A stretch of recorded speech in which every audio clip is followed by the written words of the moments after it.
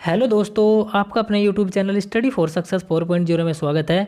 मैं विकास आपका अपने यूट्यूब चैनल पर स्वागत करता हूं दोस्तों। और दोस्तों, आज जो हमारा ग्रुप डी का एग्ज़ाम है फर्स्ट शिफ्ट का, वो दोस्तों समाप्त हो चुका है और उसके क्वेश्चन मुझे मिल चुके हैं दोस्तों। तो दोस्तों, किस प्रकार से क्वेश्चन पूछे गए थे, किस प्रकार से पूरा एनालिसिस है, मैं आपको इस वीडियो के माध्यम से बताने वाला हूँ दोस्तों। और दोस्तों, जो मैं क्वेश्चन आपको बताऊँगा बिल्कुल 100% रियल है, आपको ध्यान रखना है।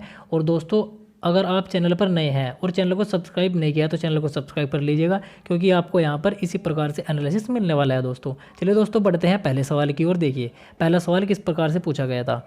ओम का नियम क्या है। जो दोस्तों ओम का नियम है, उसका जो राइट आंसर है वो है V बराबर IR, आपको ध्यान में रखना है। चलिए दोस्तों, अगला सवाल किस प्रकार से पूछा गया था। देखिए, नदियों में मोड़ आने का क्या कारण है। तो दोस्तों, नदियों में मोड़ आने का कारण है वो है दोस्तों अपर्दन। और नदियाँ बहती किस प्रकार से है।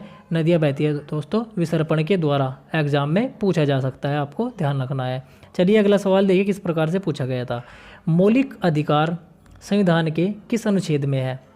तो दोस्तों, इसका जो राइट आंसर है वो है अनुच्छेद 12 से 35।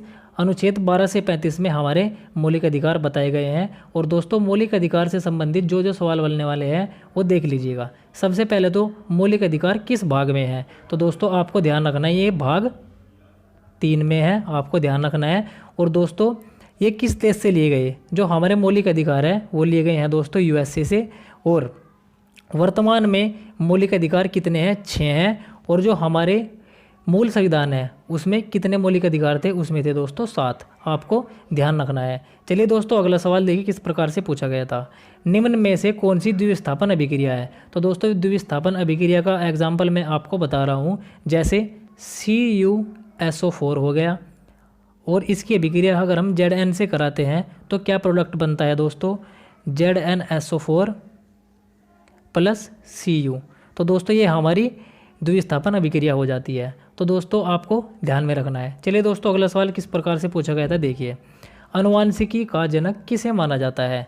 तो दोस्तों, इसका जो राइट आंसर है वो है Gregor Johan Mendel. Gregor Johan Mendel को आनुवांशिकी का जनक माना जाता है। और दोस्तों, आपसे पूछा जा सकता है कि इन्होंने सर्वप्रथम प्रयोग किस पौधे पर किए। तो दोस्तों, इन्होंने प्रयोग किए मटर के पौधे पर, आपको ध्यान रखना है। चलिए दोस्तों, अगला सवाल किस प्रकार से पूछा गया था। देखिए, पराबैंगनी किरणों के द्वारा मानव शरीर में कौन सा रोग होता है। तो दोस्तों, जो हमारी अल्ट्रावायलेट रेंज होती है उनसे हमारा त्वचा का कैंसर होता है। चलिए दोस्तों, अगला सवाल देखिए किस प्रकार से पूछा गया था। मौलिक कर्तव्य भारतीय संविधान के किस अनुच्छेद में है। तो दोस्तों, इसका जो हमारा राइट आंसर है वो है अनुच्छेद 51A में हमारे मौलिक कर्तव्य बताए गए हैं। तो दोस्तों, मौलिक कर्तव्य से संबंधित आपको और कुछ सवाल ध्यान रखने हैं, जैसे मौलिक कर्तव्य किस भाग में है। तो दोस्तों, आपको ध्यान रखना है, ये भाग 4K में है। और किस देश से लिए गए हैं। ये दोस्तों लिए गए USSR से। और दोस्तों, कब जोड़े गए हमारे मौलिक कर्तव्य। ये जोड़े गए थे दोस्तों 42वें संविधान संशोधन 1976 के द्वारा हमारे मौलिक कर्तव्य जोड़े गए दोस्तों। और दोस्तों, किस समिति की सिफारिश पर जोड़े गए, ध्यान में रखना है, सरदार स्वर्ण सिंह समिति की। सरदार स्वर्ण सिंह समिति की सिफारिश पर हमारे मौलिक कर्तव्य जोड़े गए दोस्तों। और दोस्तों, हमारे जो वर्तमान में मौलिक कर्तव्य हैं वो कितने हैं, 11 हैं दोस्तों। और पहले मूल संविधान में कितने मौलिक कर्तव्य थे, उस टाइम पे थे दोस्तों आपको 10। आपको ध्यान में रखना है। चलिए दोस्तों, अगला सवाल देखिए किस प्रकार से पूछा गया था। दोस्तों, अगला सवाल हमारा जो है ये अनुसूची से संबंधित सवाल पूछा गया था। तो दोस्तों, आपको अनुसूची में ध्यान रखना है, जो हमारी अनुसूची 1 है। अनुसूची 1 में क्या है, अनुसूची में 1 में है संघ एवं राज्य क्षेत्र, आपको ध्यान रखना है, ठीक है। और अनुसूची 2 में क्या है, अधिकारियों के वेतन और भत्ते हैं। इसी प्रकार से अनुसूची 3 में क्या है, शपथ है दोस्तों। और अनुसूची 4 में क्या है, इसी प्रकार से 4 में है राज्यसभा सीटों का बंटवारा। राज्यसभा सीटों का बंटवारा है दोस्तों।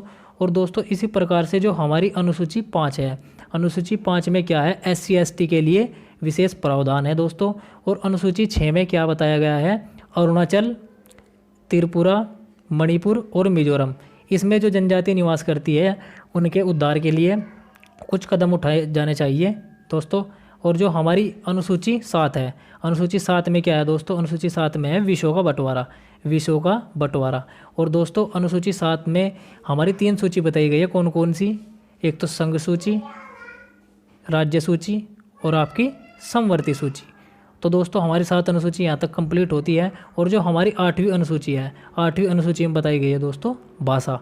और जो हमारी 9वीं अनुसूची है उसमें बताया गया है दोस्तों भूमि सुधार, आपको ध्यान में रखना है। और दोस्तों जो हमारी 10वीं अनुसूची है, 10वीं अनुसूची में बताया गया है दल बदल कानून, आपको ध्यान में रखना है।